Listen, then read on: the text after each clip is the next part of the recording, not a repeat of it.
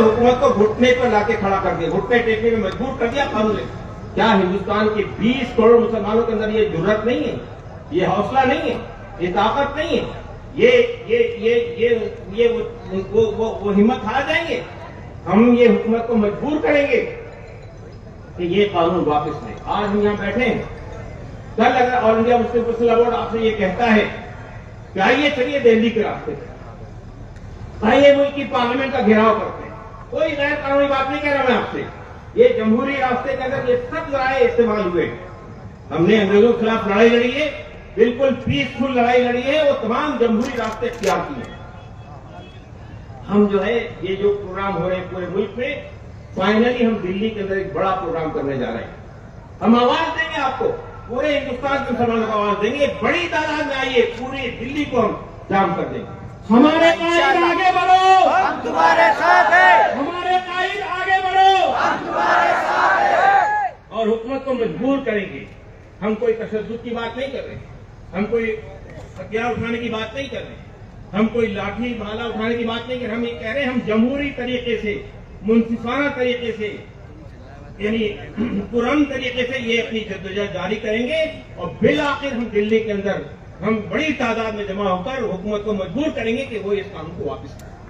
दोस्तों और साथियों, आज मुझसे कुछ नौजवान मिलने आए और ये कहा कि रियाज साहब ये बताइए कि हम ये इतने बड़े बड़े प्रोग्राम कर रहे हैं, जगह जगह प्रोग्राम हो रहे हैं, अगर हुकूमत ने फैसला वापस नहीं लिया, ये काली तरमीमात वापस नहीं ली, तो हम क्या करें?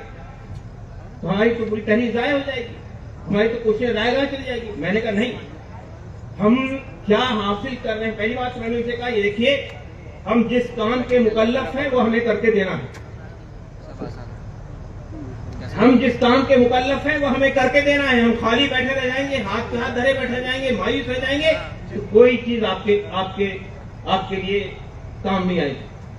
लेकिन अगर आप ये कहें कि हम हत्तुल इम्कान हर वो रास्ता क्या करें जो इस मुल्क के दस्तूर जो उसकी इजाजत देता है, और उसके बाद फिर हम जिसके मुकल्लफ है वो करेंगे, तो उसके बाद बाकी काम अल्लाह पे छोड़ दीजिए। आप जानते हैं, अभी मुझसे पहले भी एक साहब कह रहे थे कि ये हमला मुसलमानों पे नहीं हुआ है, ये हमला अल्लाह के घर पे हुआ है।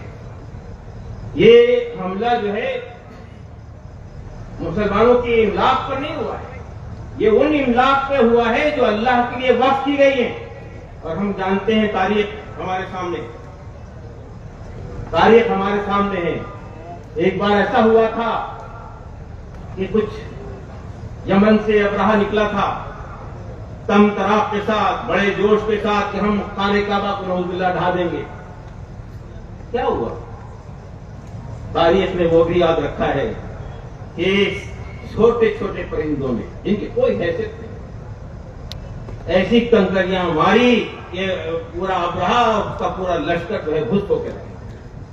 मैं ये कहना चाहता हूं मोदी साहब, आपने मुसलमानों के खिलाफ कोई काम नहीं किया है, आपने उस खालिक कायनात के घर के खिलाफ साजिश रची है। तो आप समझ लीजिए कि जो अब्राहा का अंजाम हुआ है उस अंजाम के लिए तैयार रहिए। दोस्तों और साथियों, मैं ये चाहता हूं कि हम जो सिर्फ ये बड़े बड़े प्रोग्राम नहीं ऑर्गेनाइज कर रहे हैं, खाली हमने कई मुकामात के ऊपर में बिरादरान वतन के लिए, अपने गैर मुस्लिम भाइयों के लिए राउंड टेबल मीटिंग की। और मैं सिर्फ आखिरी बात कह रहा हूं, मैं ये बताना चाहता हूं आपको कि सिर्फ मेंबरान पार्लियामेंट आपके साथ नहीं है, बल्कि इस मुल्क की अक़लियतें, सिख, वो ये कह रहे हैं। हमारे प्रोग्राम के अंदर एक सरदार जी आए थे जंतर मंतर पे, उन्होंने कहा, इलियास साहब, मैं all India Muslim personal board से ये कहना चाहता हूं कि इस मामले में पूरी सिख बिरादरी आपके साथ है और अगला प्रोग्राम अमृतसर में किया। अभी रांची में उन्होंने फिर इस बात का यादा किया। हमारे सिख ईसाई भाइयों ने हमसे कहा, हमारी बुद्धिस्ट भाई हमारे साथ में खड़े हुए, दलित हमारे साथ में खड़े हुए, ओबीसी हमारे साथ में खड़े हुए, और पूरी सिविल सोसाइटी हमारे साथ खड़ी हुई है। वो ये कह रही है कि अब मुसलमान इस मामले में अपने आप को तनहा न समझे, हम आपके साथ। याद रखिए, ये एक अजीम शान अल्लाह ताला की तरफ से ये गैर मामूली मदद हो रही है कि इस मुल्क की अजीम अक्सरियत आपके साथ खड़ी हुई है। आइए आगे बढ़िए, इंशाअल्लाह अज़ीज़ आप जीतेंगे, आप कामयाब होंगे। रब्बना तक़ब्बल मिन्ना इन्नका अंतस समीउल अलीम व तुब अलैना इन्नका अंतत तव्वाबुर रहीम। व आखिरु दअवाना अनिल जज़ाकुमुल्लाह। अब सिर्फ 2 कड़ियां है प्रोग्राम की। एक है कलीदी खिताब,